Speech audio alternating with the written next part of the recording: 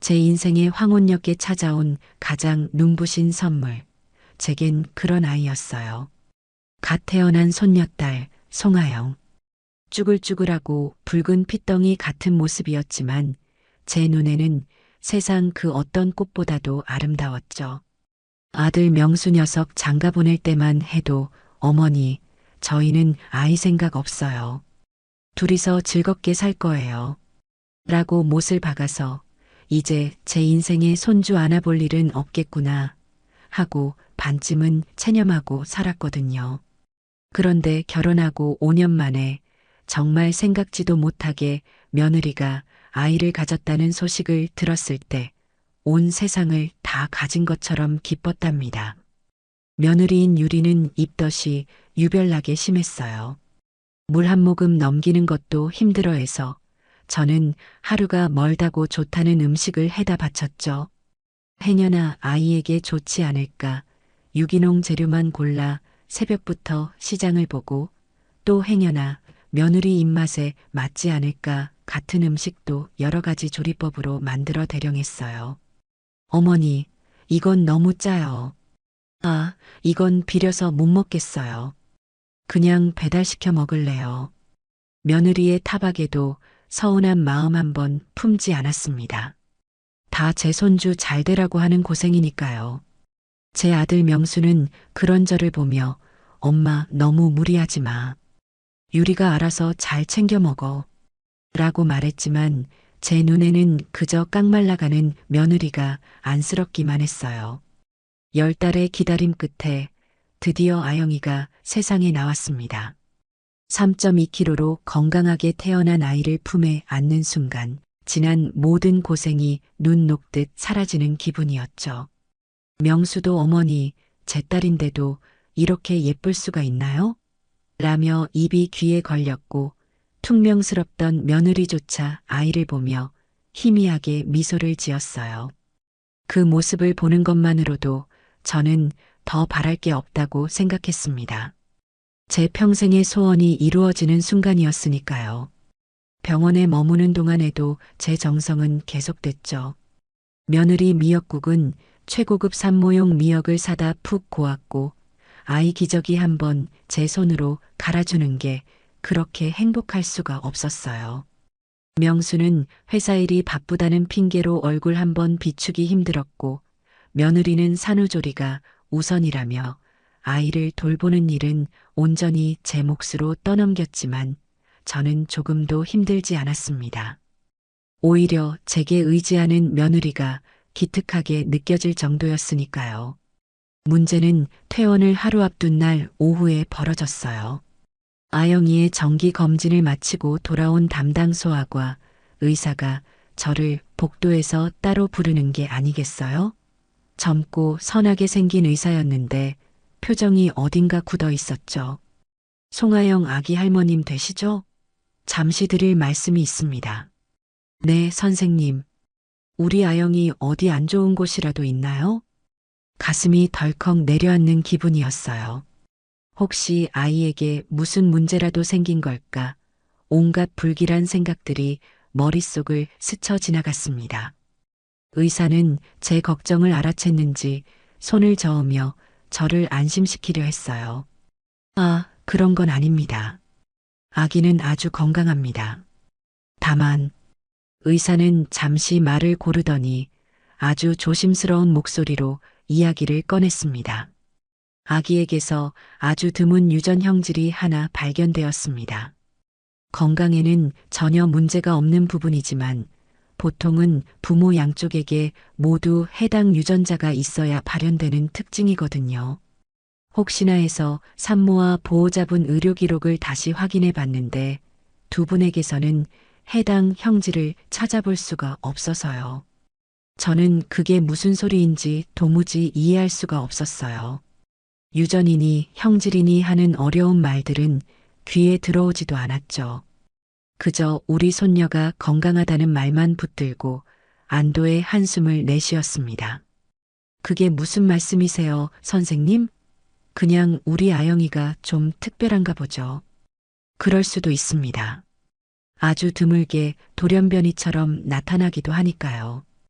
그런데 할머님, 이건 어디까지나 제 노파심에서 드리는 말씀인데요. 혹시 모르니 나중에 기회가 되시면 친자 검사를 한번 받아보시는 게 어떨까 합니다. 친자 검사라니요. 제 귀를 의심했습니다. 멀쩡히 내 아들, 내 며느리 사이에서 태어난 아이에게 친자 검사라니 세상에 이렇게 무례한 말이 또 있을까요? 저는 순간 피가 거꾸로 솟는 기분이었어요. 선생님, 지금 무슨 말씀을 하시는 거예요? 우리 아들이랑 며느리 사이에서 낳은 귀한 아이예요. 그런데 어떻게 그런 끔찍한 말을 하실 수가 있어요? 제 목소리는 저도 모르게 날카롭게 올라갔습니다. 의사는 제 격한 반응에 당황한 듯 한 발짝 뒤로 물러서며 고개를 숙였어요. 죄송합니다, 할머님. 제가 괜한 말씀을 드렸나 봅니다. 절대 다른 뜻이 있어서 드린 말씀은 아니고요. 정말 혹시나 병원에서 아이가 뒤바뀌는 그런 일이 있을 수도 있으니까요. 요즘 세상이 워낙 흉흉하지 않습니까? 그냥 잊어버리십시오. 죄송합니다. 의사는 연신 죄송하다는 말을 남기고는 황급히 자리를 떴습니다.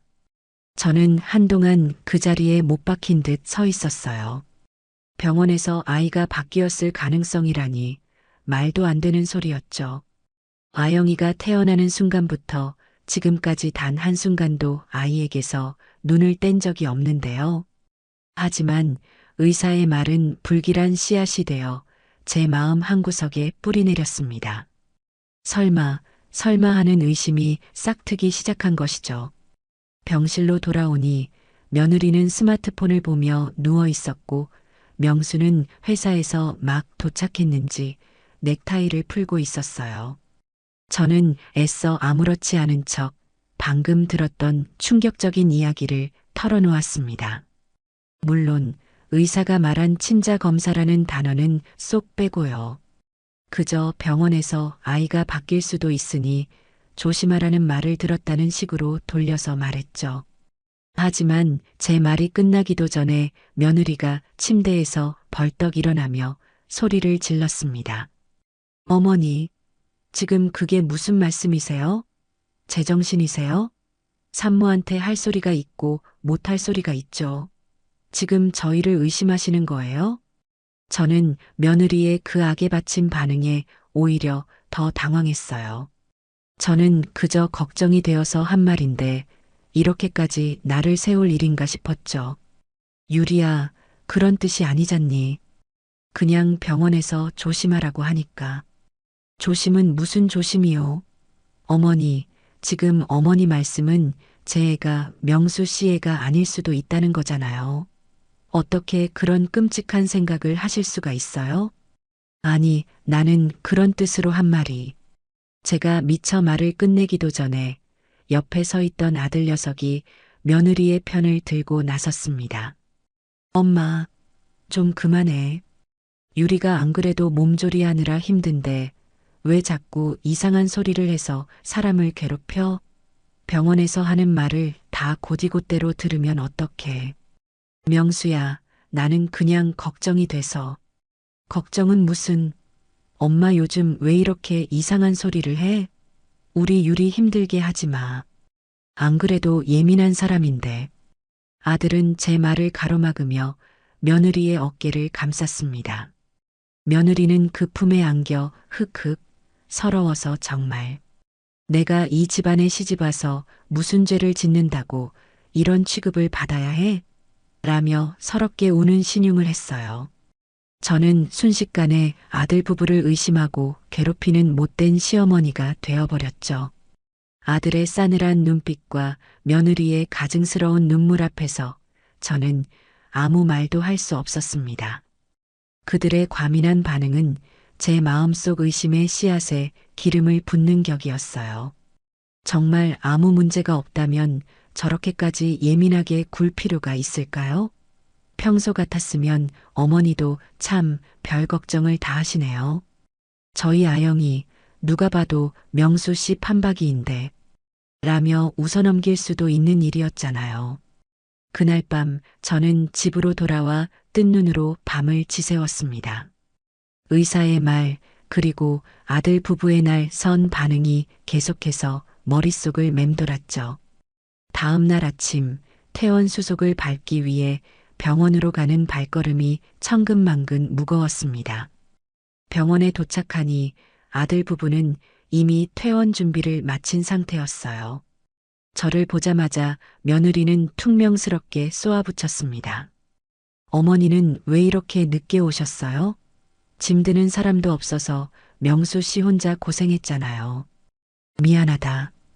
밤에 잠을 좀 설쳐서 어머니 때문에 저도 한숨도 못 잤어요. 스트레스 받아서 모유도 다 끊기게 생겼다고요.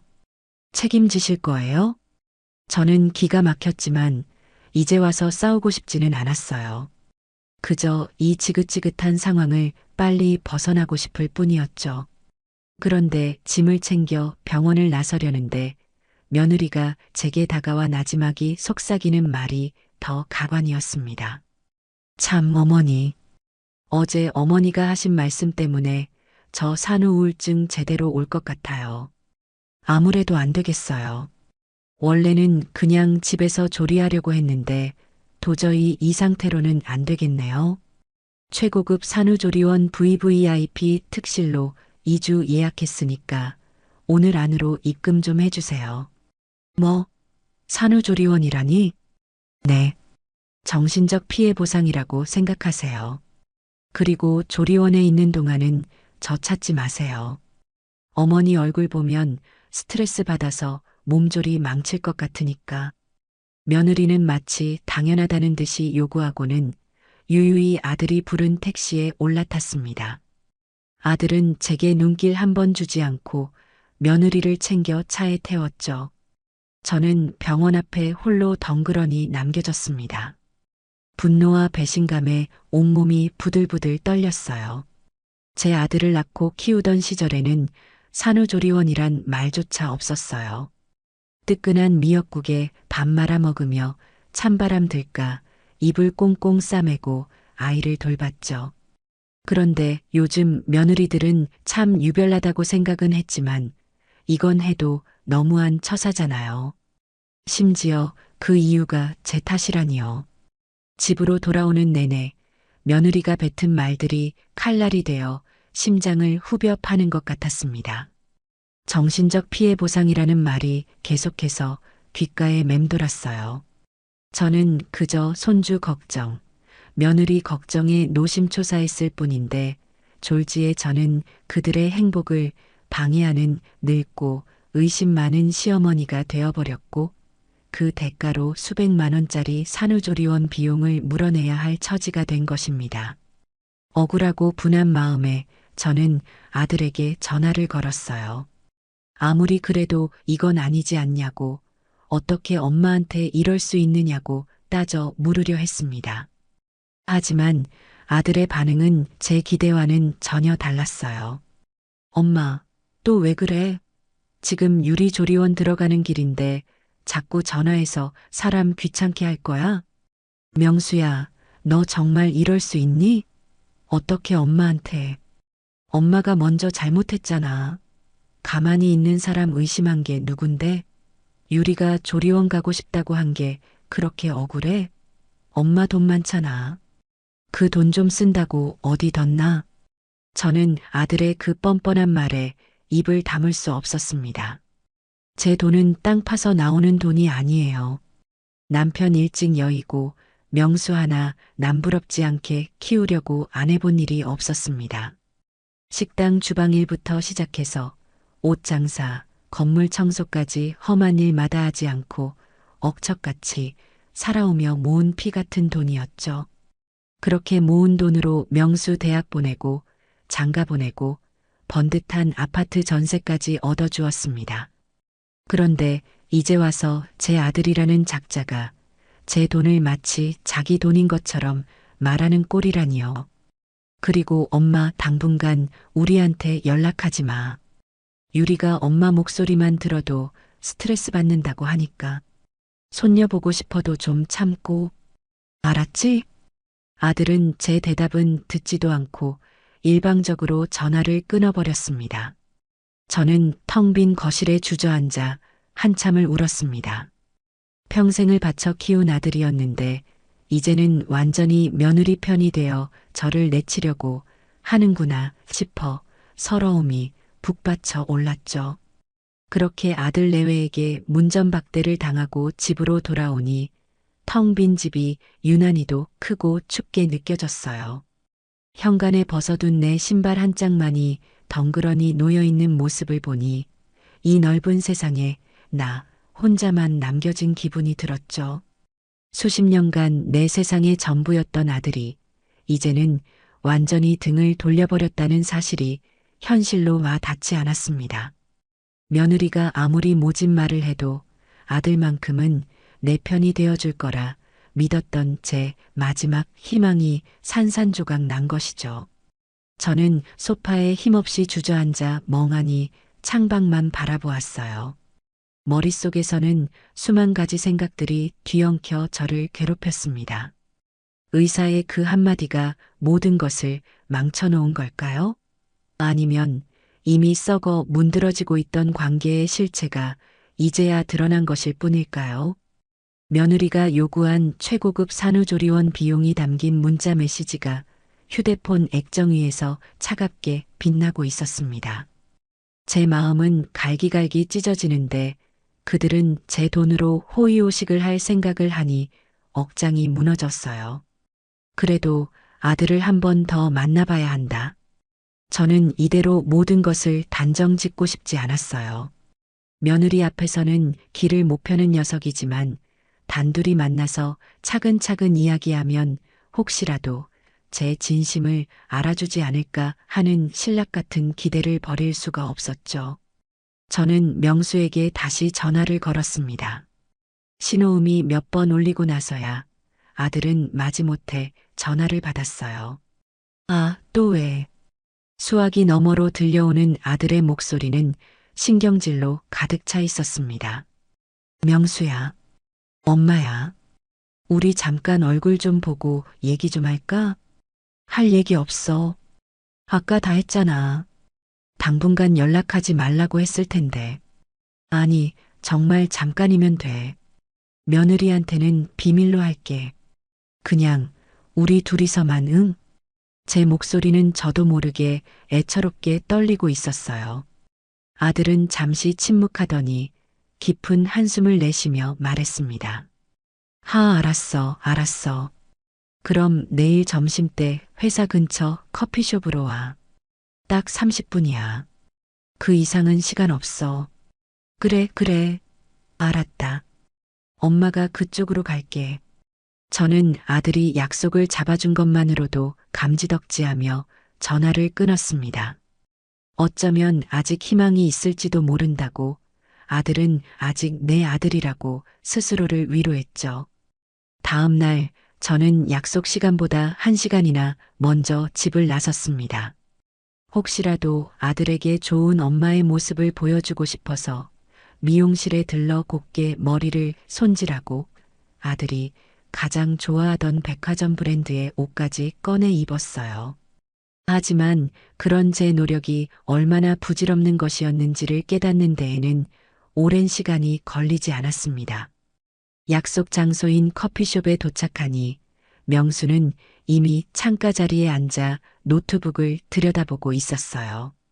제가 앞에 와서 앉았는데도 녀석은 눈길 한 번 주지 않았습니다. 명수야, 엄마 왔다. 왔어? 뭐 마실 거면 알아서 시켜. 난 아메리카노. 아들은 제 얼굴은 보지도 않고 턱짓으로 주문하는 곳을 가리켰어요. 저는 결국 혼자 가서 제 몫의 따뜻한 율무차와 아들의 아이스 아메리카노를 주문해 와야 했습니다. 자리에 앉아 아들의 눈치를 살피며 조심스럽게 입을 열었어요. 회사 일 많이 바쁘니? 얼굴이 반쪽이 됐네. 바빠. 그러니까 용건만 간단히 해. 나 30분 뒤에 미팅 들어가야 하니까. 아들의 말투는 마치 빛 독촉하러 온 사람을 대하는 듯 차갑기 그지없었습니다. 저는 잠시 머뭇거리다가 어젯밤 내내 준비했던 말을 꺼냈습니다. 명수야, 엄마가 어제 병원에서 한 말은 정말 다른 뜻이 있었던 게 아니야. 그냥 의사 선생님이 그런 말씀을 하시니까 덜컥 겁이 나서 손녀 걱정되는 마음에 그랬던 거야. 엄마 마음 알지? 그래서 하고 싶은 말이 뭔데? 용서라도 해달라는 거야? 그런 게 아니라 유리한테 엄마가 따로 사과할게. 그러니까 너까지 엄마한테 그렇게 등 돌리지는 말아줘. 응? 엄마는 세상에 너 하나뿐인데 너까지 그러면 엄마는. 제 말이 채 끝나기도 전에 아들은 탁 소리가 나게 노트북을 덮으며 저를 쏘아보았습니다. 엄마, 자꾸 말 돌리지 말고 핵심을 말해. 그래서 산후조리원 비용 보내주기 싫다는 거잖아, 지금. 아니, 그런 뜻이. 아니긴 뭐가 아니야. 엄마 속셈 내가 모를 줄 알아? 어떻게든 핑계대서 그 돈 안 주려고 나 따로 불러낸 거잖아. 맞지? 저는 할 말을 잃었습니다. 아들은 이미 제 진심을 들을 생각조차 하지 않고 모든 것을 돈 문제로만 몰아가고 있었어요. 제 눈에 눈물이 그렁그렁 맺히는 것을 보면서도 아들은 조금도 마음이 약해지지 않았습니다. 엄마, 나이 들면 고집만 세진다는 말이 딱 엄마 두고 하는 말 같아. 그냥 우리가 해달라는 대로 좀 해주면 어디가 덧나? 유리가 지금 얼마나 예민한 시기인데 시어머니라는 사람이 돼서 그걸 하나 이해 못 해줘? 명수야, 네 와이프만 예민하니? 네 엄마 마음은 생각해 본 적 없어? 내가 평생 너 하나 보고 어떻게 살았는데 너는 어떻게 네 와이프 편만 그렇게 드니? 아, 또 그 소리. 엄마가 나 키운 거 누가 모른대? 근데 그건 그거고 이건 이거지. 지금 내 아내고 내 자식 일이라고. 엄마는 이제 좀 빠져줘야 하는 거 아니야? 빠지라니, 내가 네 인생에서 빠지라는 말이니? 말귀를 왜 그렇게 알아들어? 아무튼 쓸데없는 의심 같은 거 하지 말고 그냥 유리가 원하는 대로 해줘. 그게 엄마도 편하고 우리도 편한 길이야. 알았어? 아들은 자리에서 일어나며 제게 최후 통첩을 하듯 말했습니다. 그리곤 제 대답은 들을 필요도 없다는 듯 계산대로 향해 자기가 마신 커피값만 계산하고는 휙 뒤돌아 가게를 나가버렸어요. 저는 덩그러니 남겨진 채 식어버린 율무차 잔만 내려다보았습니다. 눈물이 찻잔 위로 뚝뚝 떨어졌죠. 30분을 약속했지만 우리가 나눈 대화는 10분도 채 되지 않았습니다. 아들에게 저는 더 이상 어머니가 아니라 그저 자신의 아내 비위를 맞춰주기 위해 돈이나 대주는 현금 인출기 같은 존재일 뿐이었어요. 집으로 돌아오는 버스 안에서 저는 하염없이 눈물을 흘렸습니다. 제 인생은 무엇이었을까요? 무엇을 위해 그렇게 아등바등 살아왔을까요? 아들의 차가운 눈빛과 모진 말들이 비수가 되어 심장에 박혔습니다. 집에 도착한 저는 실성한 사람처럼 온 집안을 뒤지기 시작했어요. 그래, 뭔가 있을 거야. 내가 놓친 무언가가. 아들 녀석이 저렇게까지 완강하게 나오는 데에는 분명 이유가 있을 터였죠. 저는 먼지가 뽀얗게 쌓인 장롱 깊숙한 곳에서 낡은 앨범 상자를 꺼냈습니다. 상자 안에는 저의 젊은 시절부터 명수의 어린 시절, 그리고 결혼 사진까지 우리 가족의 역사가 고스란히 담겨 있었어요. 저는 한 장 한 장 앨범을 넘기며 명수의 얼굴을 뚫어져라 쳐다보았습니다. 백일 사진, 돌 사진, 유치원 재롱잔치 사진 속의 명수는 참 해맑게도 웃고 있었죠. 내 모든 것이었던 아들. 하지만 지금의 명수는 사진 속의 저 아이가 아니었습니다. 저는 의사가 말했던 드문 유전 형질이라는 것에 대해 생각했어요. 그게 정확히 무엇인지는 모르지만 눈에 보이는 특징일 수도 있겠다는 생각이 들었죠. 저는 제 결혼 사진과 남편의 독사진을 번갈아 보며 남편의 얼굴을 샅샅이 훑었습니다. 그리고 제 사진도 마찬가지였죠. 아무리 봐도 특별한 점은 없었어요. 저희 부모님, 시부모님 사진까지 모두 꺼내보았지만 마찬가지였습니다. 그렇다면 의사의 말대로라면 우리 집안에는 없는 형질이 손녀에게 나타났다는 뜻이잖아요. 그래, 결심했어. 저는 앨범을 덮고 자리에서 일어났습니다. 더 이상 망설일 시간이 없었어요. 이 의심의 끝을 제 눈으로 확인해야만 했습니다. 어떻게 하면 그들의 의심을 사지 않고 유전자 검사를 할 수 있을까? 머리를 굴리기 시작했죠. 아이의 머리카락과 아들의 DNA 샘플이 필요했어요. 다음 날 저는 일부러 아들 부부에게 줄 밑반찬을 잔뜩 만들었습니다. 그리고 며느리에게 전화를 걸었죠. 당연히 며느리는 받지 않았어요. 저는 보란 듯이 문자 메시지를 남겼습니다. 유리야, 너 좋아하는 장조림이랑 멸치볶음 좀 했다. 너희 집 비밀번호는 그대로니? 조리원에 있어서 집은 비어 있을 테니 내가 냉장고에 넣어놓고만 갈게. 답장은 오지 않았지만 저는 이것으로 충분하다고 생각했어요. 나중에 무슨 말이 나와도 나는 순수하게 반찬을 가져다 주러 갔을 뿐이라고 주장할 근거가 생긴 셈이니까요. 저는 반찬통을 들고 아들 내외가 사는 아파트로 향했습니다. 익숙하게 비밀번호를 누르고 집 안으로 들어서니 아무도 없는 집은 싸늘한 기운만 감돌았어요. 저는 곧장 안방으로 향했습니다. 심장이 미친 듯이 뛰기 시작했죠. 화장대 위에는 아들이 쓰던 칫솔이 칫솔꽂이에 꽂혀 있었습니다. 저는 망설임 없이 그 칫솔을 미리 준비해간 비닐 지퍼백에 넣었어요. 그리고 아기 침대로 다가갔습니다. 침대 시트 위에는 가느다란 아기 머리카락 몇 올이 떨어져 있었어요. 저는 그것들을 조심스럽게 주워 담았습니다. 모든 것을 끝마치는 데는 1분도 채 걸리지 않았어요. 거실로 나와 제가 가져온 반찬들을 냉장고에 차곡차곡 채워 넣었습니다. 그리고 마치 아무 일도 없었다는 듯 현관문을 닫고 조용히 그 집을 빠져나왔죠. 손에 넣은 증거물을 들고 저는 곧장 인터넷으로 유전자 검사가 가능한 기관들을 검색하기 시작했어요. 화면에는 수많은 업체들의 광고가 번쩍이고 있었죠. 신속, 정확, 비밀 보장. 그 문구들이 마치 저를 유혹하는 것만 같았습니다. 저는 그 중에서 가장 후기가 좋고 또 집에서 멀지 않은 곳에 위치한 한 연구소를 선택했어요. 전화를 걸어 상담을 받으니 익명으로도 검사가 가능하며 결과는 일주일 뒤에 우편이나 이메일로 받아볼 수 있다고 하더군요. 저는 망설임 없이 방문 예약을 잡았습니다.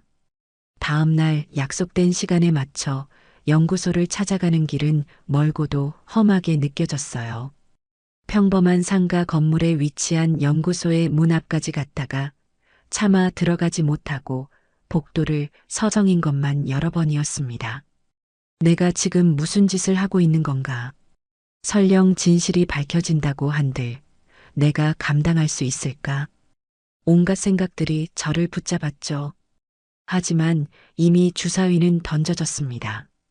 저는 심호흡을 한번 크게 하고 유리문을 밀고 안으로 들어섰어요. 연구소 내부는 병원처럼 차갑고 정적인 분위기였어요. 하얀 가운을 입은 연구원이 저를 맞이했고 상담실로 안내했습니다. 저는 준비해간 지퍼백을 꺼내 테이블 위에 올려놓았어요. 이걸로 검사가 가능할까요? 네, 할머님. 칫솔과 모근이 붙어 있는 머리카락이면 충분합니다. 어떤 관계를 확인하고 싶으신 건가요?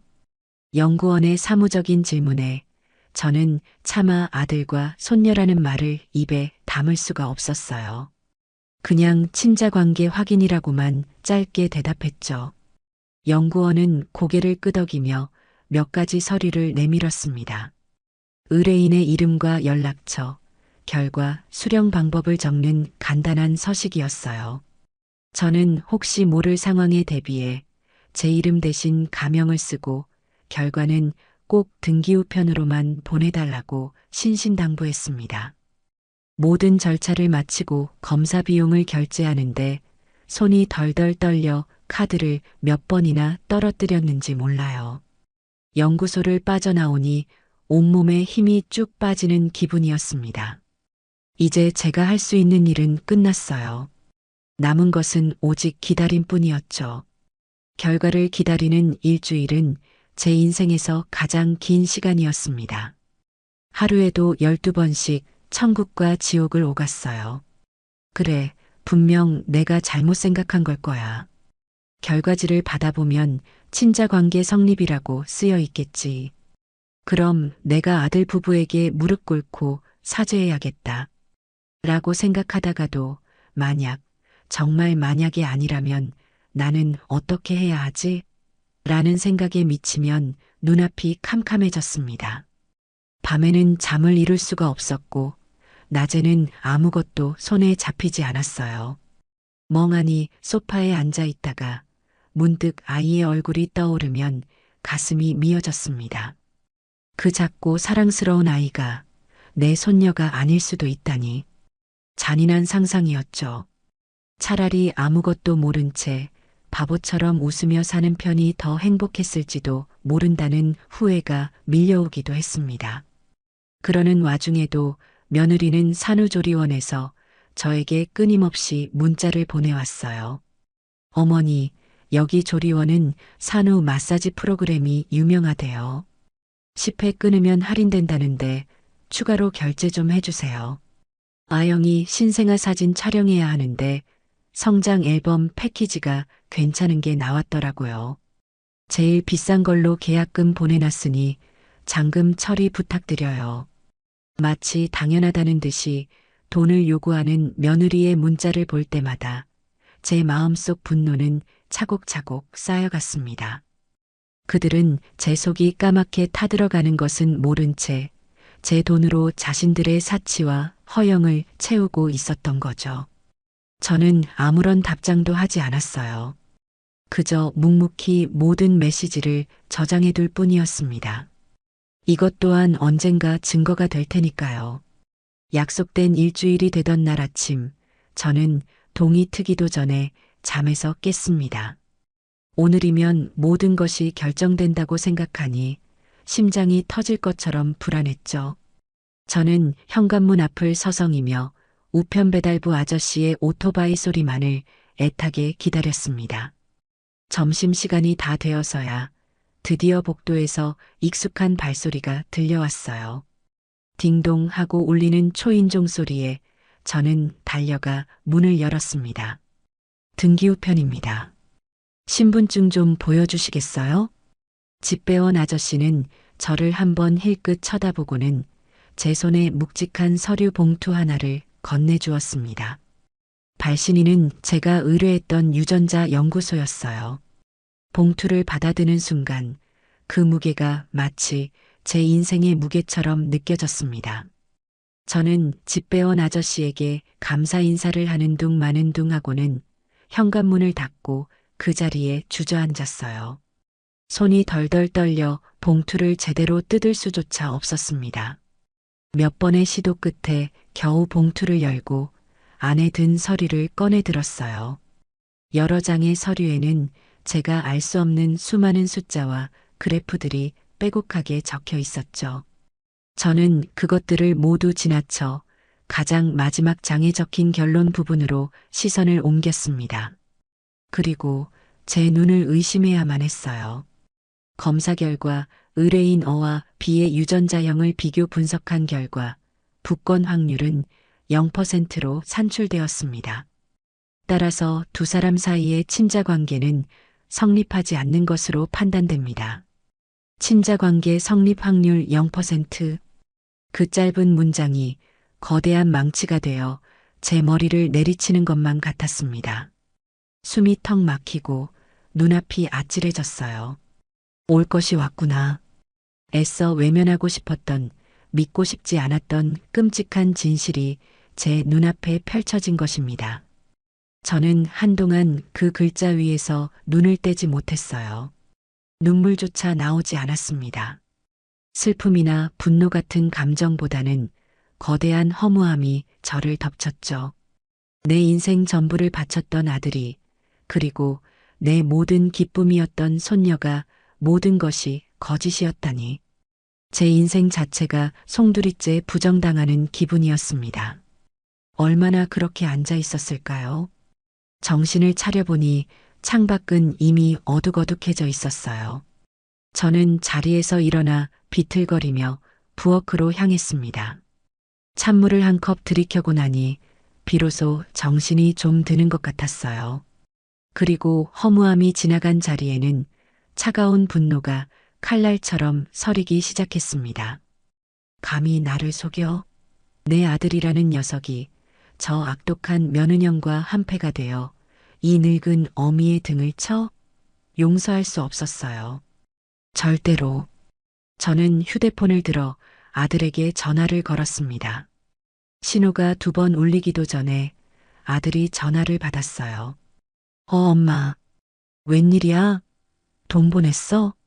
아들의 첫마디는 역시나 돈 이야기였습니다. 저는 치밀어 오르는 분노를 꾹 누르고 최대한 아무렇지 않은 목소리로 말했어요. 명수야. 오늘 저녁에 유리랑 같이 집으로 좀 오너라. 너희에게 줄 것이 있다. 줄 거? 뭔데? 돈이야? 와서 보면 알아. 아주 중요한 것이니 둘이 꼭 같이 와야 한다. 제 목소리가 평소와는 다르다는 것을 느꼈는지 아들은 잠시 머뭇거리다가 대답했습니다. 알았어. 유리조리원에서 퇴소하는 날이니까 데리고 바로 그리로 갈게. 저녁 7시쯤이면 될 거야. 그래. 기다리고 있겠다. 전화를 끊고 저는 조용히 그들을 기다렸습니다. 더 이상 슬프지도 두렵지도 않았어요. 제 머릿속은 앞으로 어떻게 이들을 심판해야 할지에 대한 생각으로 가득 차 있었죠.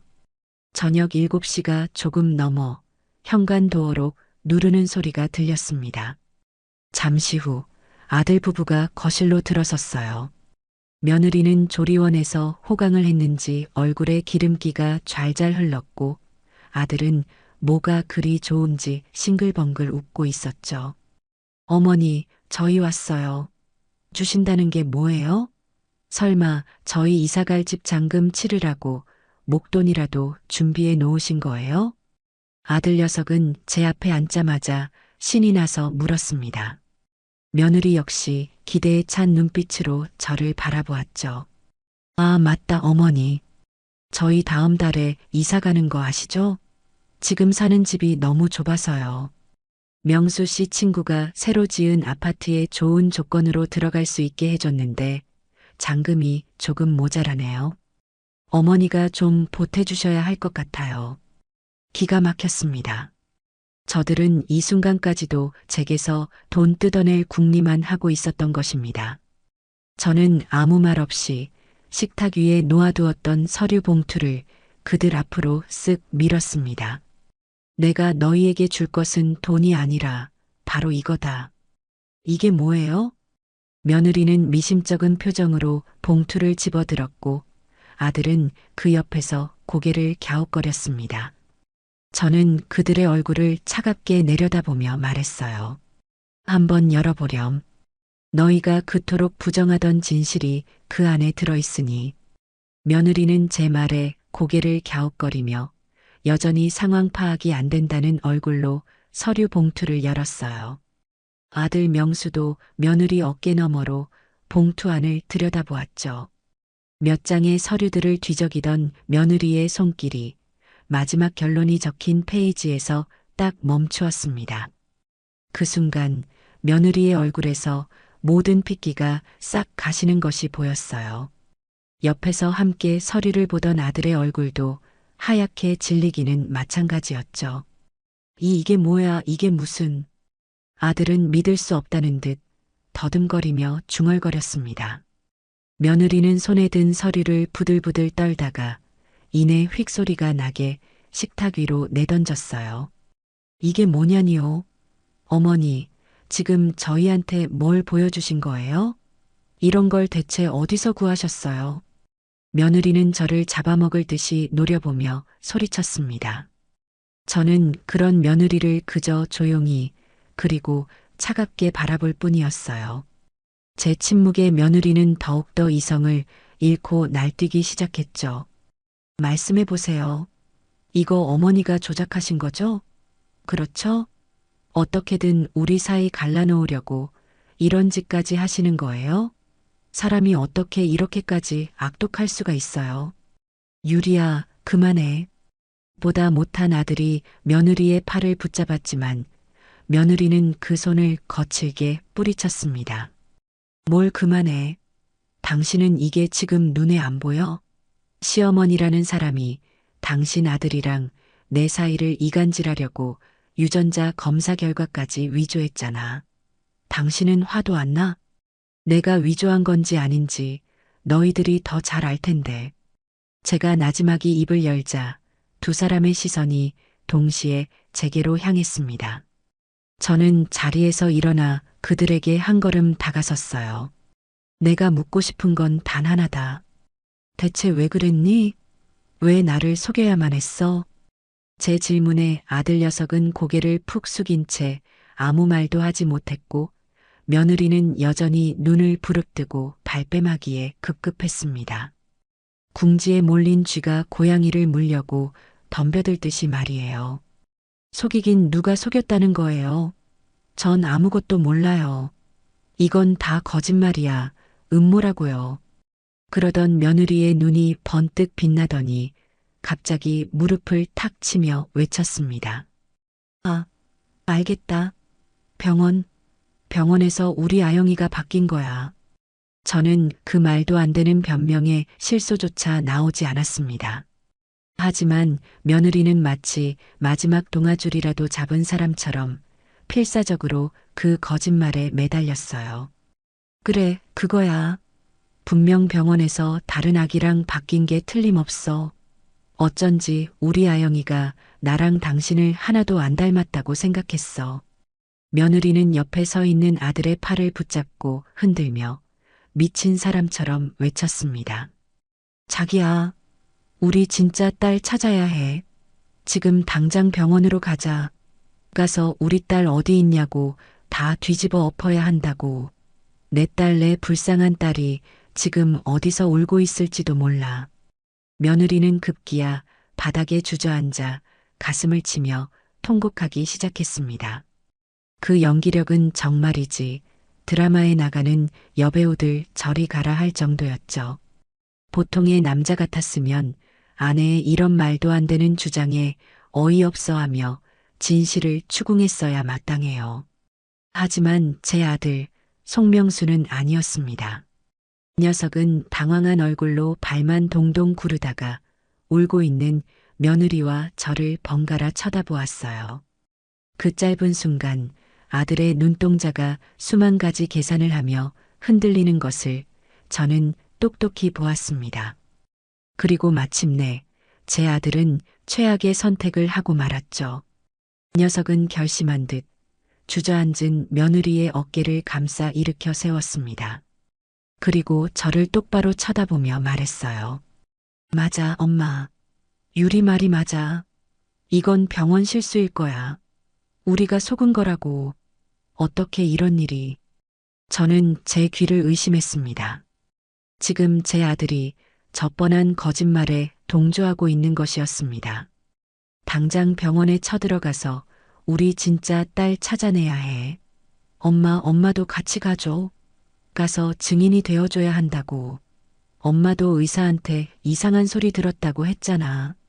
아들은 제 손을 붙잡고 애원하듯 말했습니다. 그 순간 제 머릿속에서 무언가가 툭 하고 끊어지는 소리가 났어요. 아들에 대한 마지막 남은 미련, 일말의 동정심, 희미하게나마 남아있던 모정까지도 전부 다요. 제 아들은 단순한 방관자나 피해자가 아니었어요.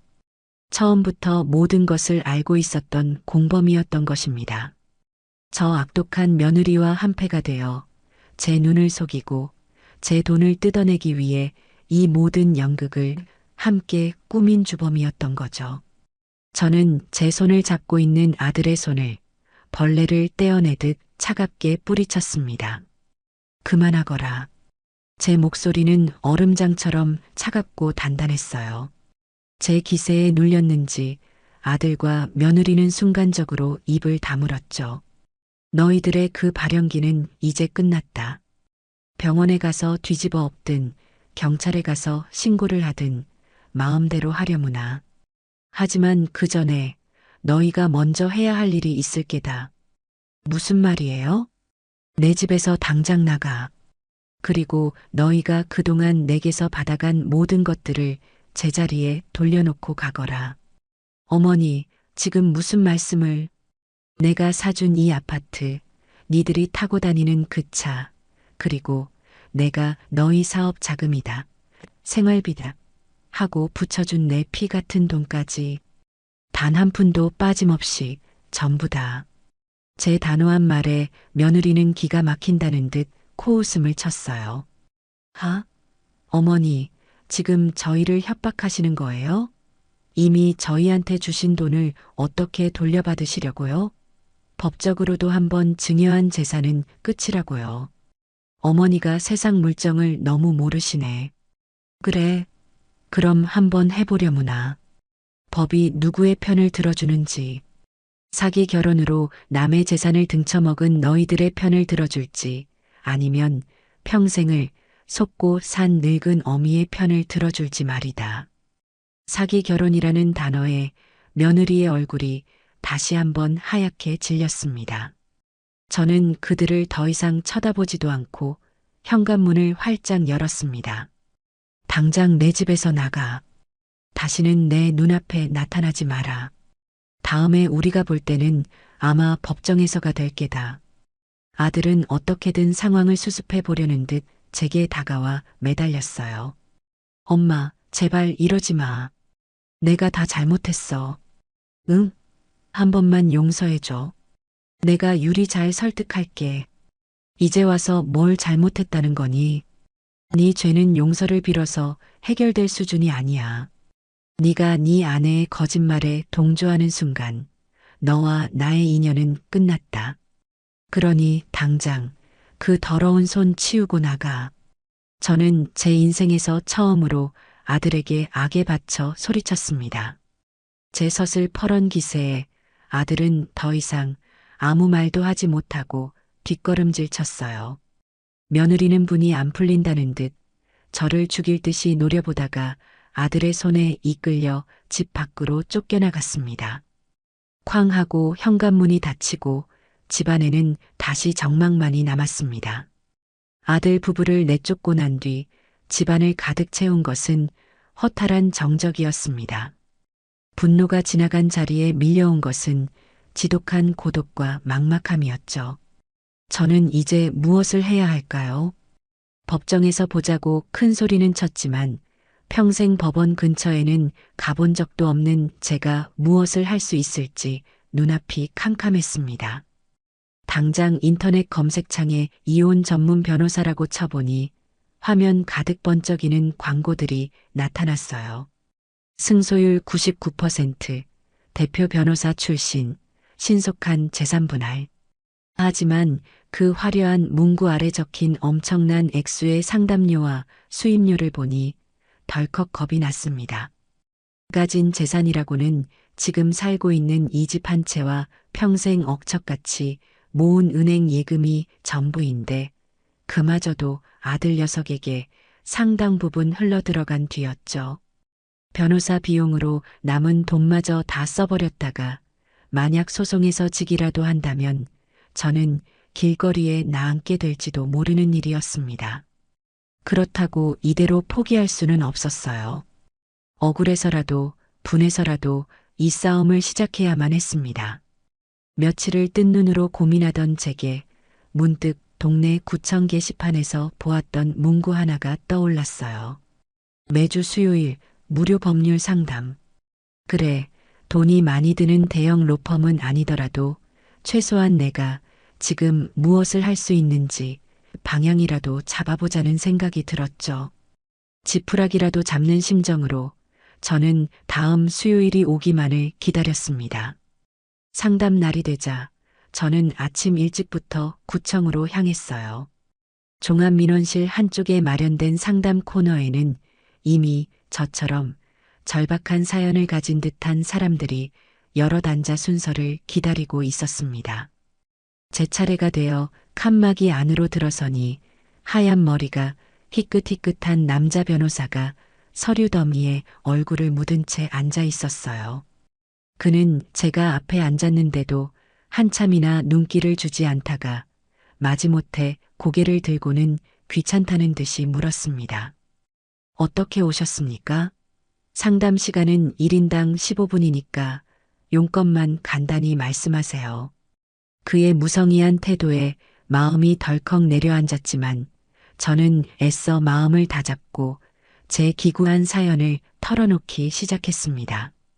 손녀가 태어난 날부터 의사의 충격적인 제안, 유전자 검사 결과, 그리고 아들 부부의 파렴치한 거짓말까지.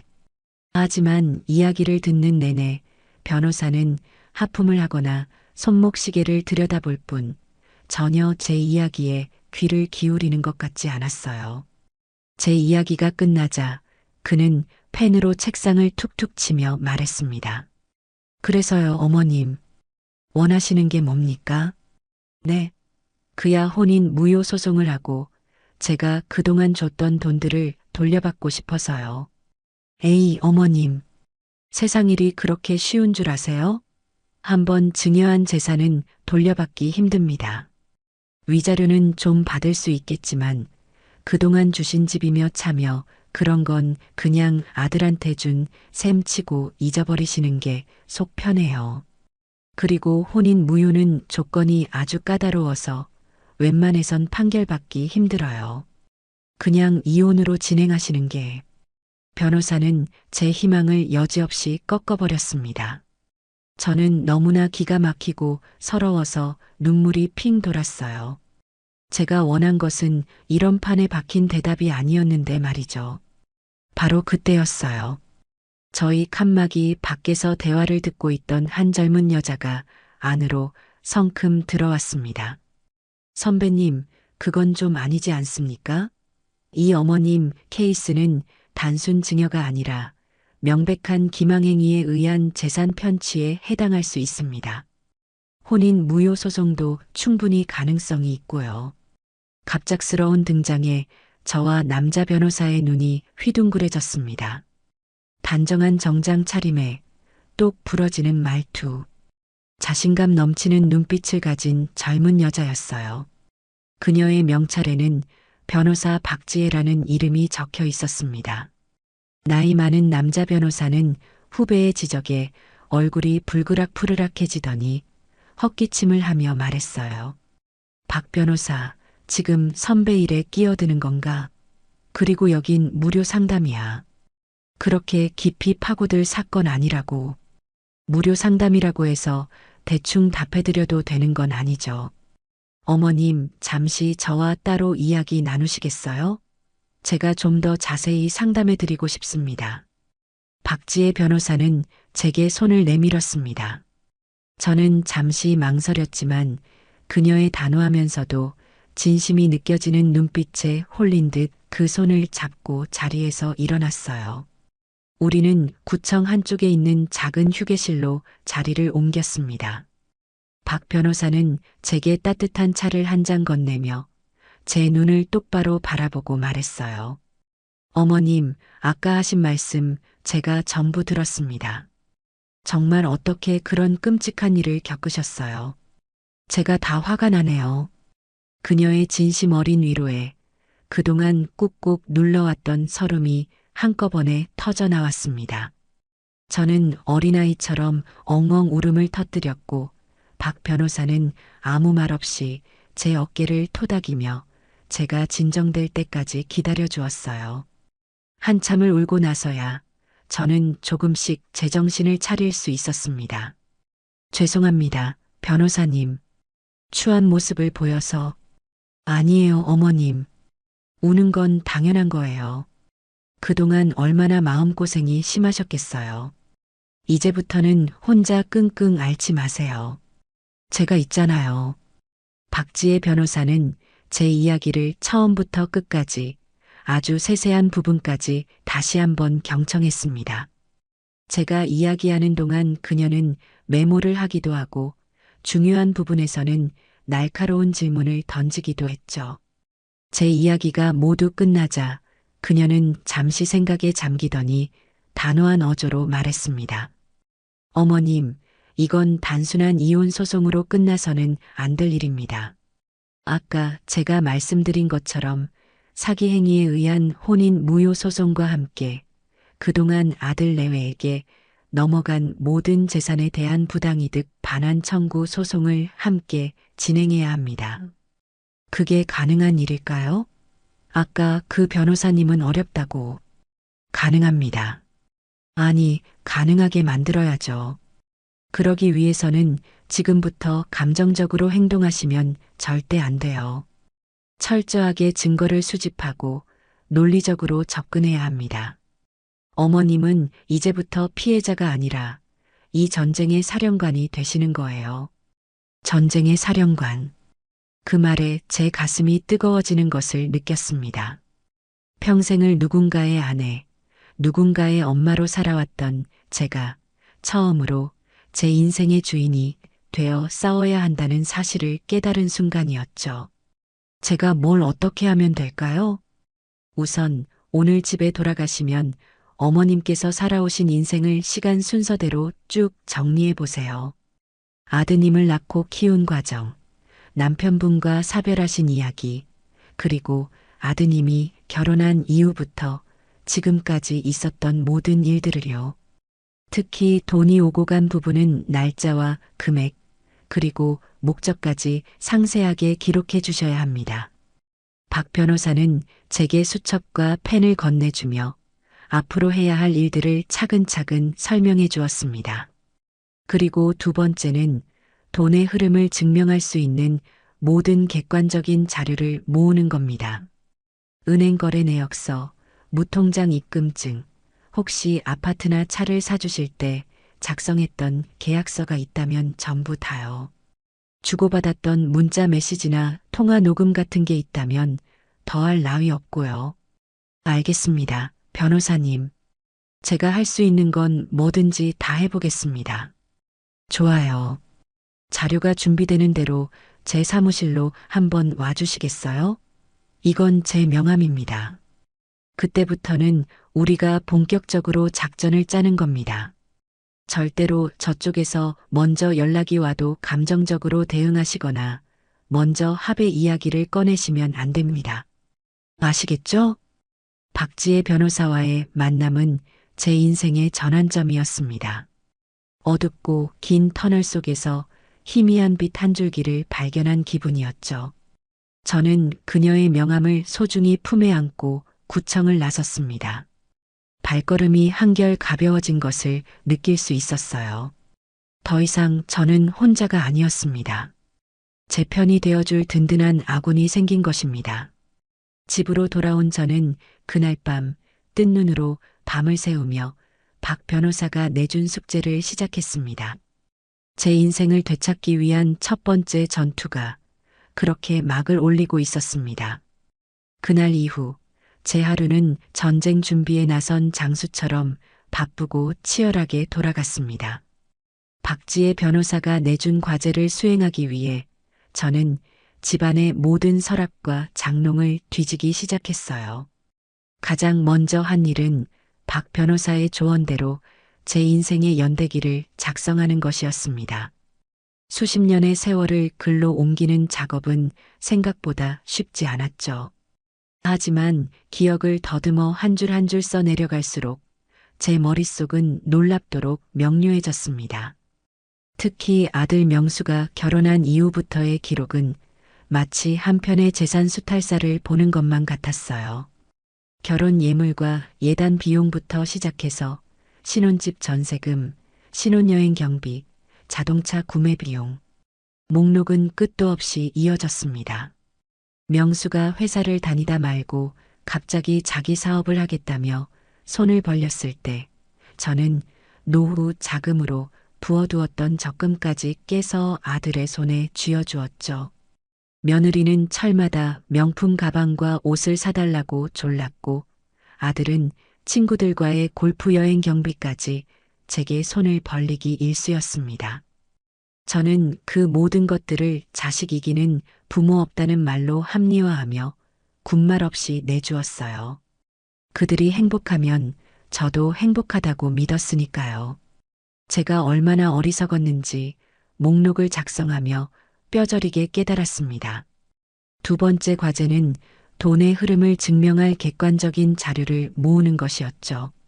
저는 주거래 은행으로 달려가 지난 10년간의 모든 거래 내역서를 발급받았습니다. 두꺼운 서류 뭉치를 받아드니 한숨부터 나왔어요. 하지만 이제 와서 포기할 수는 없었죠. 저는 식탁 위에 서류들을 모두 펼쳐놓고 형광펜을 들고 아들 부부에게 이체된 내역들을 하나하나 표시하기 시작했습니다. 송명수 3천만 원, 이유리 500만 원. 빨간 줄이 그어진 금액들을 더하고 더할수록 제 손은 분노로 떨려왔어요.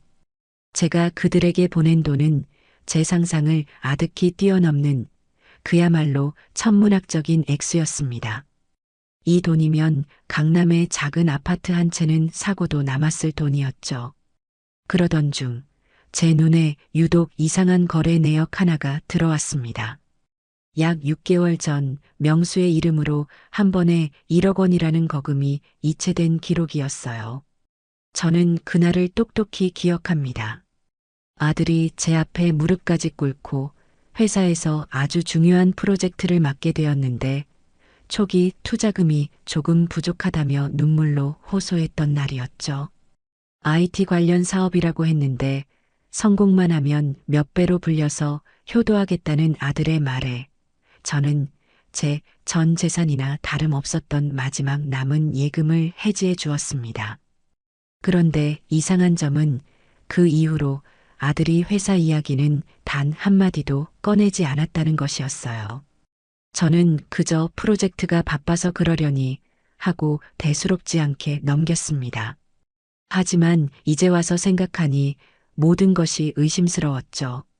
저는 혹시나 하는 마음에 아들이 다녔던 회사의 총무과에 전화를 걸었습니다. 여보세요? 저 송명수 부장 좀 바꿔주시겠어요?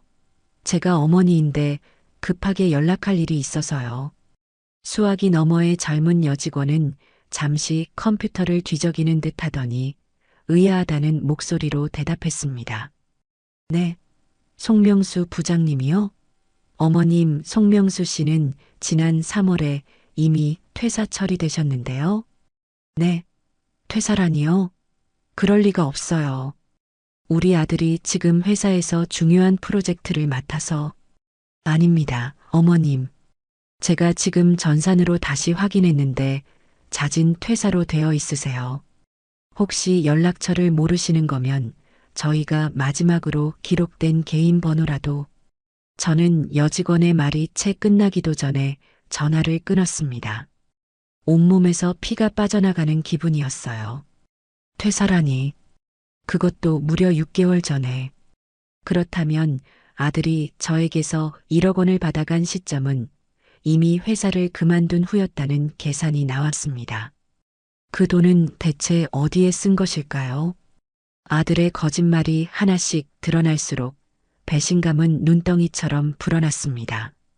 며칠 뒤 박지혜 변호사에게서 연락이 왔어요. 제가 모아둔 자료들을 검토하고 싶다는 것이었죠.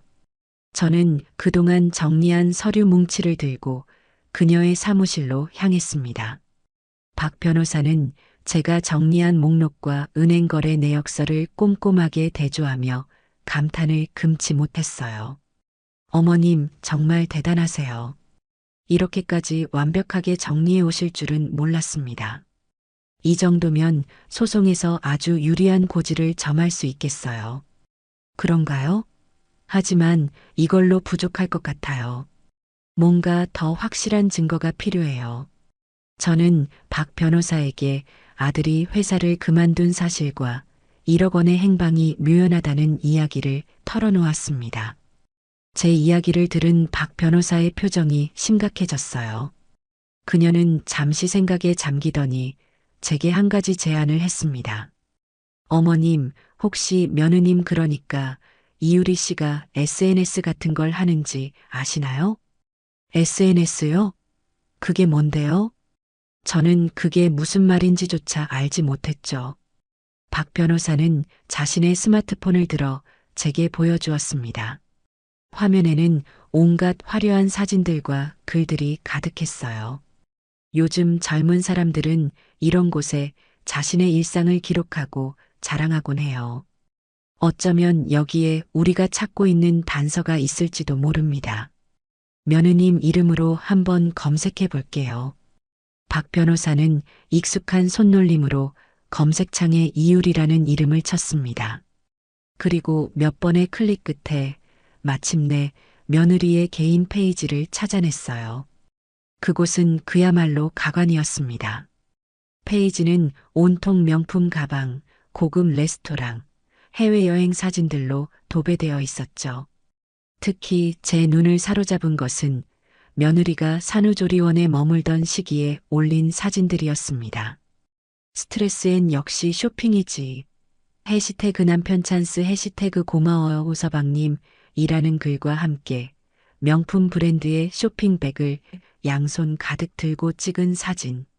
조리원 동기들과 함께한 힐링타임 해시태그 호텔 스파 해시태그 피부관리라는 글과 함께 올라온 고급 가운을 입고 마사지를 받는 사진. 심지어 아영이가 태어난 지 한 달도 채 되지 않은 시점에는 간만에 아기 맡기고 자유부인. 해시태그 오마카세 해시태그 먹스타그램이라는 글과 함께 값비싼 소고기 요리 앞에서 와인잔을 들고 있는 사진까지 올라와 있었어요. 저는 분노로 온몸이 떨려왔습니다.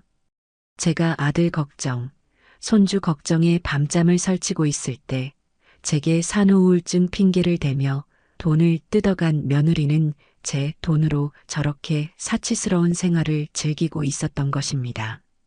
남편 찬스라니요. 그 모든 돈은 남편이 아니라 바로 그 남편의 늙은 어미 등골을 빼서 마련한 돈이었는데 말이죠. 변호사님, 이 사진들 전부 증거가 될 수 있나요? 네, 어머님. 그럼요. 아주 중요한 증거가 될 겁니다. 이 사진들은 며느리가 어머님을 기망하여 돈을 편취했고 그 돈을 본래 목적과 다르게 유흥비로 탕진했다는 사실을 입증하는데 결정적인 역할을 할 거예요. 제가 지금 당장 이 모든 자료들을 PDF 파일로 저장해서 증거 목록에 추가해 놓겠습니다. 며느리의 사치스러운 생활이 담긴 증거까지 확보하고 나니 소송에서 이길 수 있다는 자신감이 어느 정도 붙기 시작했어요. 하지만 박지혜 변호사는 아직 안심하기에는 이르다고 말했습니다. 그녀는 제게 훨씬 더 결정적인 한 방이 필요하다고 강조했죠. 어머님, 지금 우리가 가진 증거만으로도 재산 반환 청구 소송에서는 승소할 확률이 매우 높습니다. 하지만 혼인 무효 소송은 조금 다른 문제예요. 그게 무슨 말씀이세요, 변호사님? 저쪽에서는 분명 이렇게 주장할 겁니다. 며느님이 결혼 생활 중에 실수를 저질러 외도를 한 것은 사실이지만 결혼 자체는 진실한 사랑으로 한 것이었다고요. 아이 문제 역시 남편인 송명수 씨를 속일 의도는 없었으나 어쩌다 보니 그렇게 된 것뿐이라고 발의해말 가능성이 높습니다. 박 변호사의 말에 따르면 법원은 혼인 무효에 대해서는 매우 엄격한 잣대를 적용하기 때문에 상대방을 속여서 결혼했다는 사실을 명백하게 입증하지 못하면 기각될 수도 있다는 것이었어요. 그럼 어떻게 해야 그 사실을 입증할 수 있을까요? 가장 확실한 방법은 아이의 친아버지를 찾는 겁니다. 만약 며느님이 결혼 전부터 다른 남자를 만나고 있었고 그 남자의 아이라는 것을 알면서도 의도적으로 아드님과 결혼했다는 사실을 증명할 수만 있다면 이건 빼도 박도 못하는 사기 결혼이 되는 거니까요. 아이의 친아버지. 그 말을 듣는 순간 제 가슴이 덜컥 내려앉았습니다. 아무리 밉고 괘씸한 며느리와 아들이지만 세상에 태어난 지 얼마 되지도 않은 아이의 인생에 또 다른 상처를 주는 것 같아 마음이 편치 않았어요. 변호사님, 꼭 그렇게까지 해야 할까요? 그 아이는 아무 죄도 없잖아요. 괜히 어른들 싸움에 아이의 출생 비밀까지 온 세상에 드러내는 건 너무 잔인한 일 같아요. 제 망설임을 눈치챘는지 박 변호사는 제 손을 따뜻하게 잡아주며 말했습니다. 어머님 마음 저도 충분히 이해합니다. 하지만 어머님, 이건 아이를 공격하자는 게 아니에요. 오히려 그 반대죠. 아이 역시 며느리의 거짓말로 인해 불안정한 가정에서 태어난 또 다른 피해자입니다. 진실을 밝히는 것은 어머님 자신을 지키는 일인 동시에 아이의 미래를 위해서도 꼭 필요한 과정일 수 있어요. 우리가 진실을 외면하면 저들은 앞으로도 계속해서 아이를 이용해 어머님을 괴롭히려 들 겁니다. 그녀의 말은 옳았습니다. 만약 제가 이대로 어설프게 용서하고 만다면 그들은 분명 아이를 방패 삼아 평생 제게 빨대를 꽂고 살려고 할 게 뻔했어요.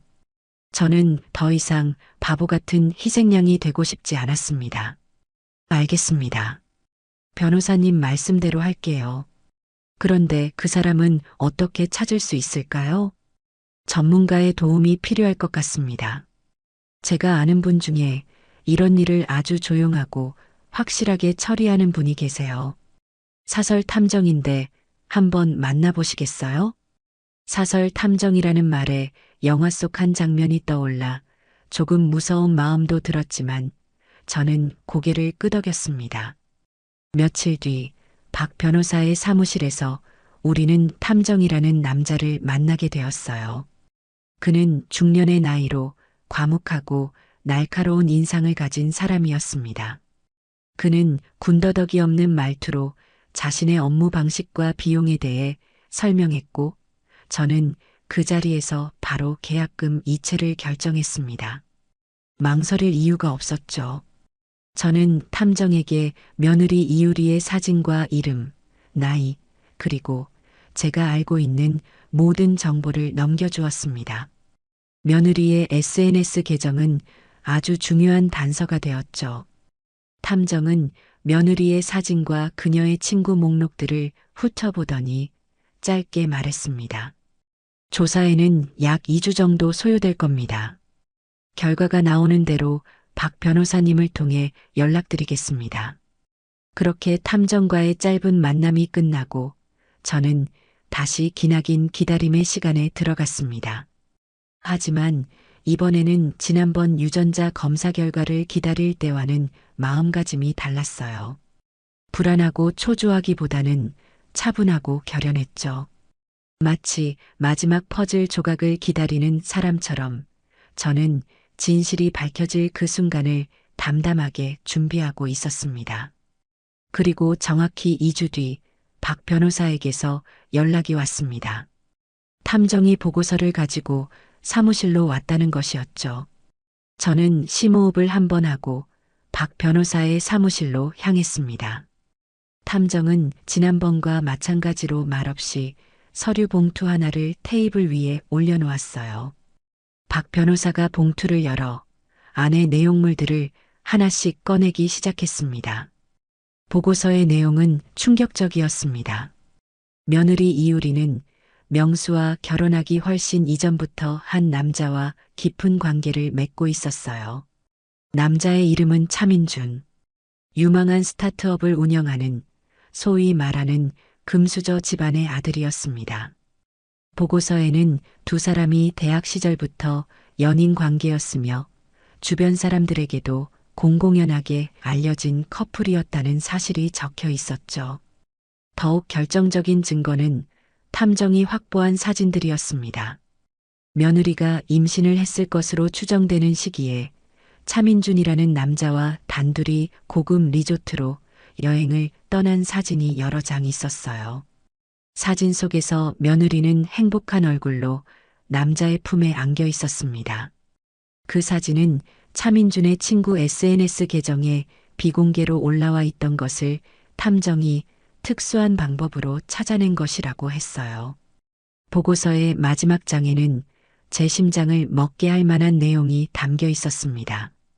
며느리는 명수와 결혼한 직후에도 차민준과 몰래 만남을 이어왔으며 심지어 제가 명수에게 사업 자금으로 주었던 돈의 일부인 수천만 원을 차민준의 계좌로 송금한 내역까지 발견된 것이었습니다.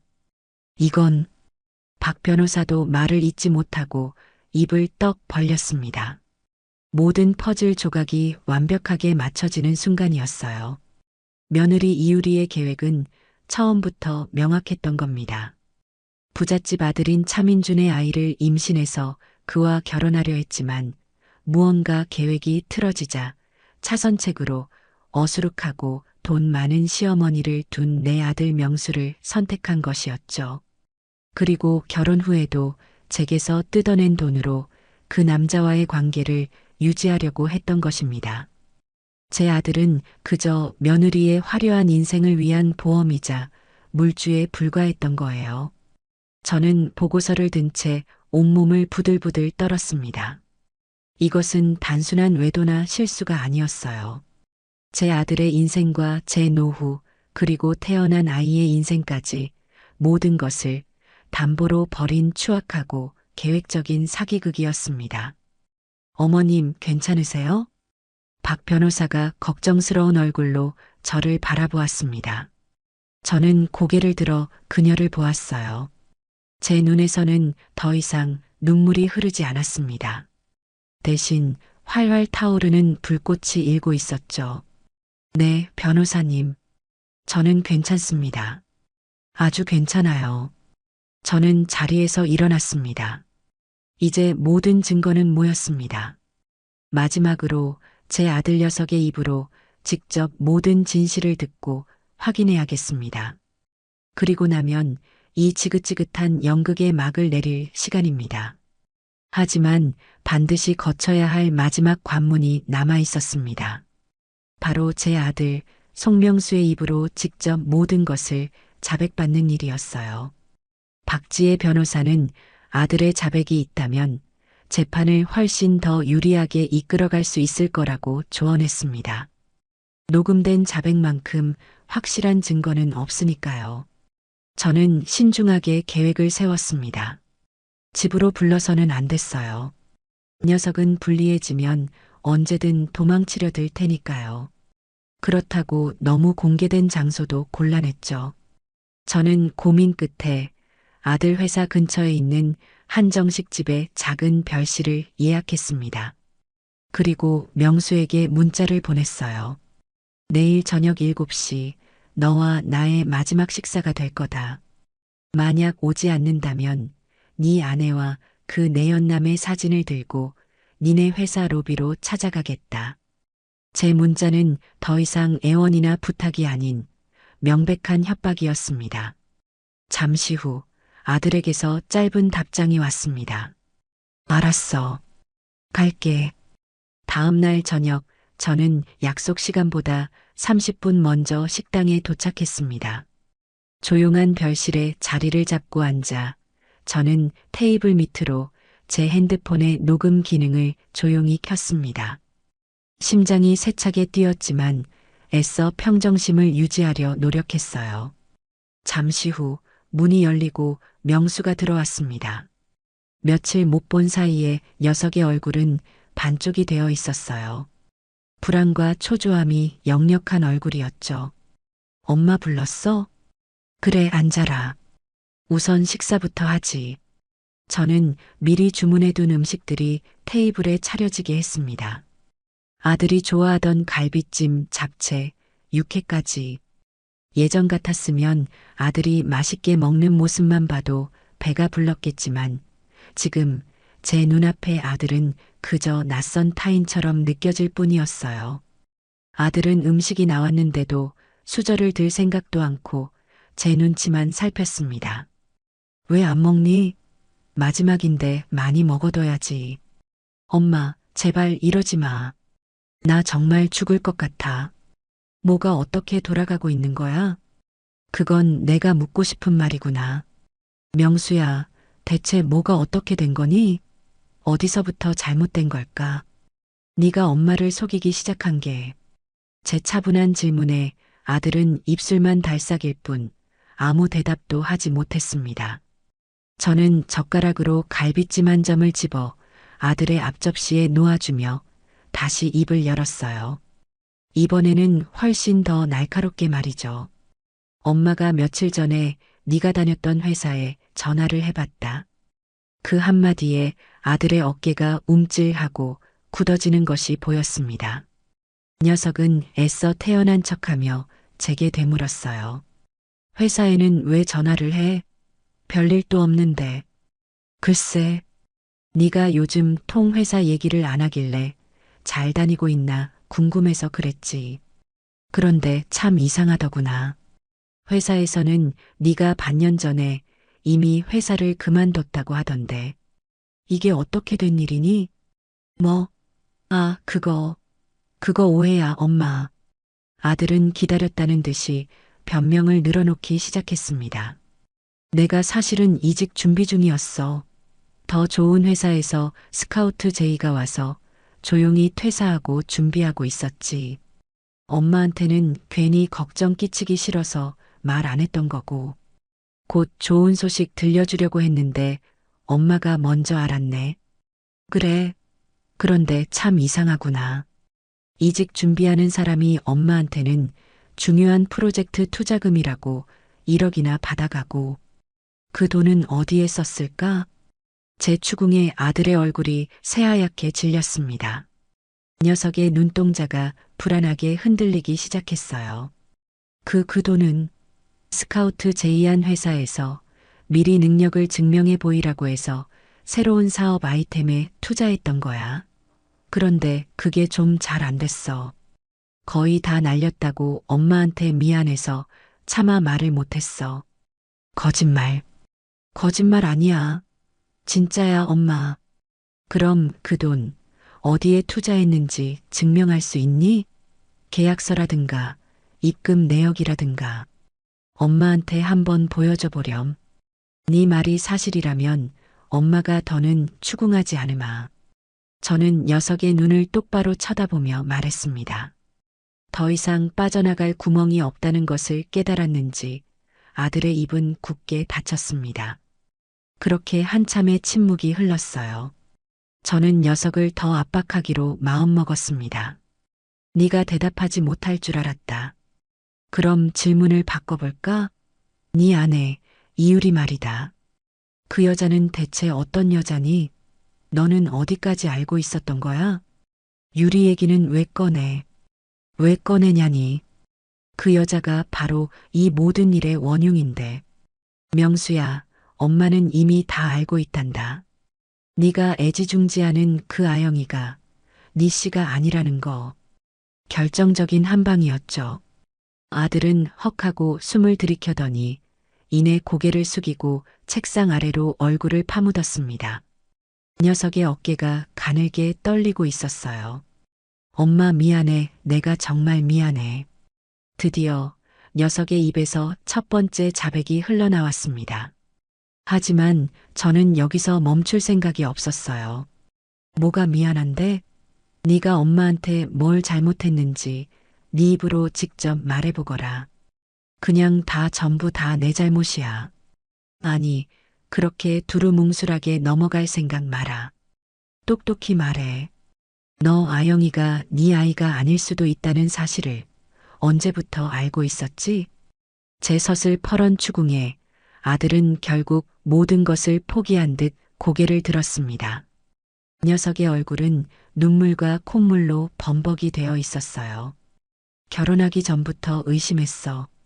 뭐라고? 유리가 가끔 다른 남자를 만나는 것 같다는 느낌은 있었어. 그러다 어느 날 나한테 임신했다고 하더라고. 그런데 날짜를 계산해 보니 아무리 생각해도 내 아이일 수가 없었어. 그래서 물었지. 이거 정말 내 아이 맞냐고. 아들은 잠시 말을 끊고 울음을 삼켰습니다. 저는 녀석의 다음 말을 묵묵히 기다렸어요. 유리는 처음에는 화를 내다가 나중에는 울면서 자기 과거를 다 털어놓더라고. 오래 만난 남자가 있었는데 그 남자 아이를 가졌지만 버림받았다고. 자기는 이제 다 포기하고 싶다고 나한테 매달리면서 자기를 제발 살려달라고 빌었어. 기가 막혔습니다. 며느리의 그 악어의 눈물에 제 아들이 속아 넘어간 것이었죠. 아니, 어쩌면 속아 넘어간 척한 것일지도 모릅니다. 그래서 그 모든 걸 알면서도 결혼을 했다고? 대체 왜? 네 인생이 걸린 문제인데. 무서웠어. 유리가 나를 떠날까봐 너무 무서웠다고. 내가 평생 살면서 유라만큼 예쁘고 똑똑한 여자를 또 만날 수 있을까? 유리를 놓치면 난 평생 혼자 늙어 죽을 것만 같았어. 그리고 유리 그러더라고. 우리 엄마 그러니까 엄마 돈이면 우리 셋이 평생 아무 걱정 없이 행복하게 살 수 있을 거라고. 드디어 녀석의 본심이 드러났습니다. 사랑에 눈이 먼 것도 있었겠지만 결국 그 근본에는 제 돈을 향한 탐욕이 자리 잡고 있었던 것입니다. 그래서 둘이 짜고 이 어미를 속이기로 작정한 거냐? 네 아내의 과거를 덮어주고 남의 자식을 네 자식인 양속여서 내 재산을 전부 다 너희 것으로 만들 생각이었던 거야? 엄마, 그런 게 아니야. 처음부터 그럴 생각은 아니었어. 그냥 살다 보면 다 괜찮아질 줄 알았어. 아영이도 키우다 보면 정이 들어서 내 자식처럼 예뻐할 수 있을 줄 알았다고. 그런데 엄마가 유전자 검사 같은 걸 하는 바람에 모든 게 다 엉망이 되어버렸잖아. 적반하장이었죠. 이 녀석은 이 모든 사태의 원인이 마치 저에게 있는 것처럼 말을 하고 있었습니다. 저는 더 이상 참을 수가 없었어요. 자리에서 일어나 아들의 뺨을 제 평생 처음으로 있는 힘껏 내리쳤습니다. 짝 하는 날카로운 소리가 방 안에 울려 퍼졌어요. 이 천하의 못된 녀석, 너는 인간도 아니다. 어떻게 네 애미를 팔아서 네 행복을 살 생각을 해? 내가 너를 어떻게 키웠는데, 내가 너 하나 잘 되라고 평생을 어떻게 살았는데, 네가 어떻게 나한테 이럴 수가 있어? 엄마 잘못했어. 내가 정말 잘못했어. 제발 용서해줘, 응? 아들은 바닥에 주저앉아 제 다리를 붙잡고 애원하기 시작했습니다. 하지만 제 마음은 이미 얼음장처럼 차갑게 식어버린 뒤였어요. 저는 녀석의 손을 뿌리치고 마지막 질문을 던졌습니다. 네가 회사 그만두고 나한테서 받아간 1억. 그 돈 어디에 썼는지 솔직하게 말해. 그 돈까지 네 아내 내 연남한테 갖다 바친 건 아니겠지. 아니야. 그건 아니야. 그 돈은 유리가 알려준 주식에 투자했다가 전부 날렸어. 미안해. 엄마 정말 미안해. 모든 것을 자백받은 순간이었습니다. 저는 더 이상 이 역겨운 공간에 머물고 싶지 않았어요. 테이블 밑에서 조용히 제 역할을 다하고 있던 핸드폰의 녹음 종료 버튼을 누르고 가방에 챙겨 넣었습니다. 그리고 제 다리를 붙잡고 있는 아들을 싸늘하게 내려다보며 말했죠. 네가 정말로 미안해야 할 사람은 내가 아니다. 바로 너 자신이야. 너는 네 인생을 스스로 망쳤다. 오늘 우리가 나눈 이 대화 전부 다 녹음되었다. 법정에서 아주 유용하게 쓰일 게다. 그 말에 아들의 얼굴에서 모든 희망이 사라지는 것이 보였습니다. 저는 그런 녀석을 뒤로 한 채 미련 없이 방을 빠져나왔습니다. 식당을 나오니 차가운 밤 공기가 제 뺨을 스쳤어요. 뜨거웠던 분노가 지나간 자리에 깊이를 알 수 없는 슬픔이 밀려왔습니다. 제가 오늘 잃은 것은 단순히 돈이나 명예가 아니었어요. 제가 제 인생을 바쳐 사랑했던, 제 세상의 전부였던 아들 그 자체를 잃어버린 날이었습니다. 아들의 자백이 담긴 녹음 파일은 박지혜 변호사의 말대로 결정적인 무기가 되었습니다. 이제 모든 패는 제 손에 들어왔어요. 박 변호사는 더 이상 시간을 끌 필요가 없다며 곧바로 최후 통첩에 나서자고 했습니다. 내용 증명을 보내고 법적 절차를 밟을 수도 있었지만 박 변호사는 그 전에 마지막으로 그들의 민낯을 제 눈으로 직접 확인하고 끝내는 것이 좋겠다고 조언했어요. 저 역시 그들이 자신들의 죄를 어떻게 합리화하고 변명하는지 그 마지막 발악을 보고 싶었습니다. 약속을 잡을 필요도 없었죠.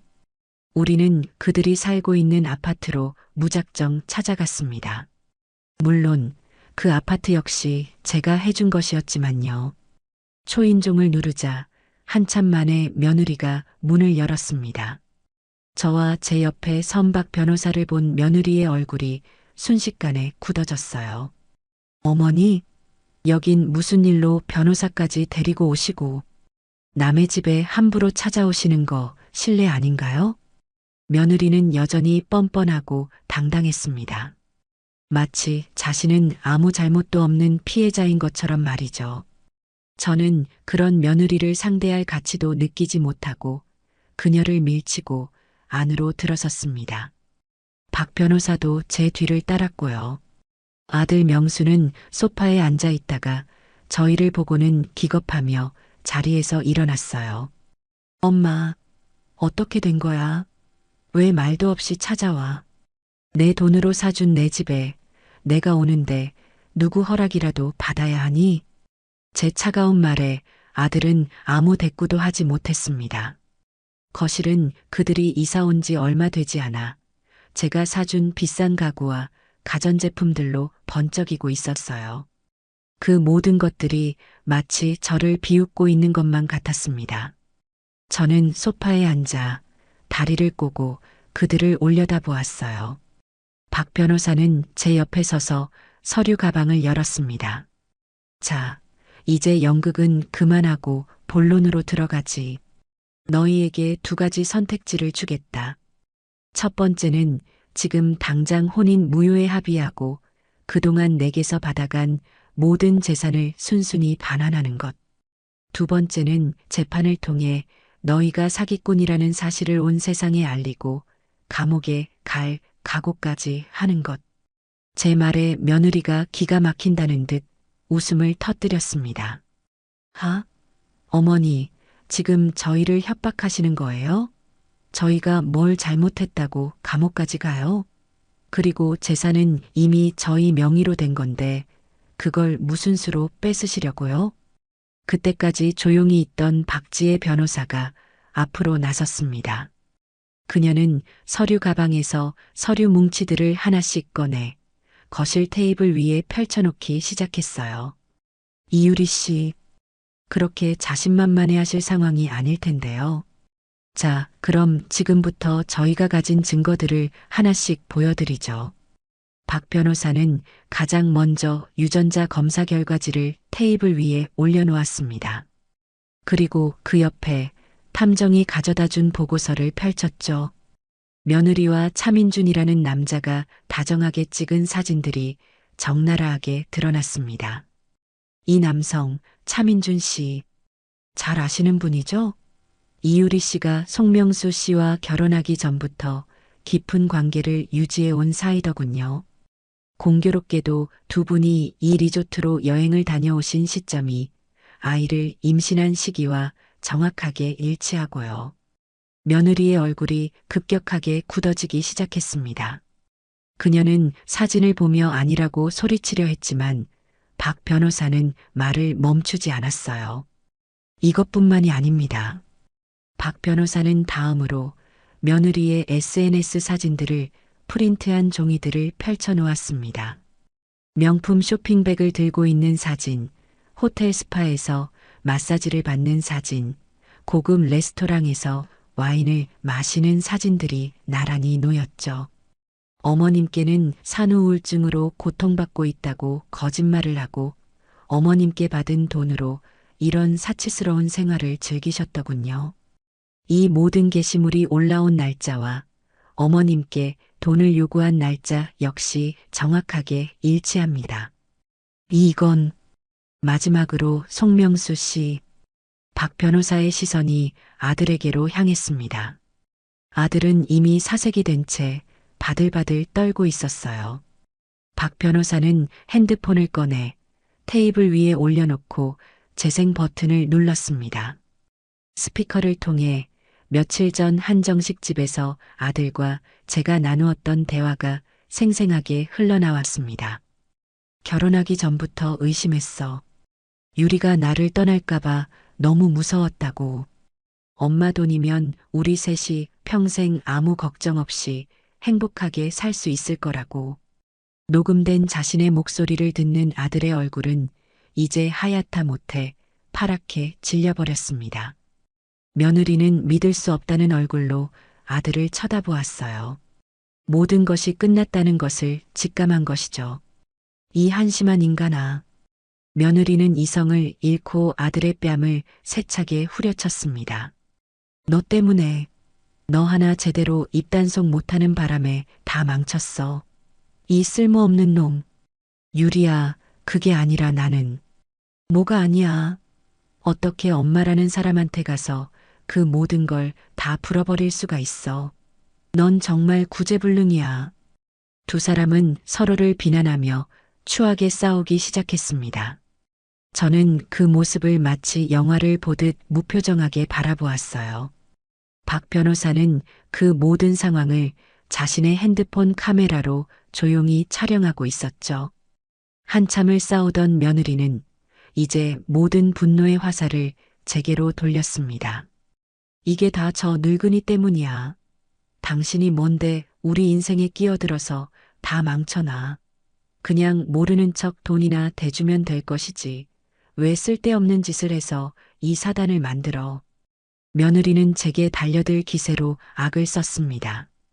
박 변호사가 앞을 가로막으며 냉정하게 말했죠. 이유리 씨, 지금 하시는 모든 행동과 발언은 전부 녹화되고 있으며 법정에서 불리한 증거로 사용될 겁니다. 더 이상 추한 모습 보이지 마시죠. 그제야 며느리는 자신이 어떤 상황에 처해 있는지를 깨달았는지 바닥에 주저앉아 엉엉 울기 시작했습니다. 하지만 그 눈물은 더 이상 그 누구의 동정도 살 수 없는 거짓 눈물일 뿐이었죠. 자, 이제 선택의 시간입니다. 제가 차갑게 말했습니다. 일주일의 시간을 주지. 그 안에 내 변호사 사무실로 찾아와서 모든 서류에 도장을 찍고 내 재산을 원래대로 돌려놓을 방법을 가져와. 만약 일주일 뒤에도 나타나지 않는다면 이 모든 증거들은 경찰서와 법원, 그리고 언론사로 넘어갈 거다. 니들 이름과 얼굴, 그리고 너희가 저지른 짓들이 온 세상에 알려지게 될 거라는 뜻이야.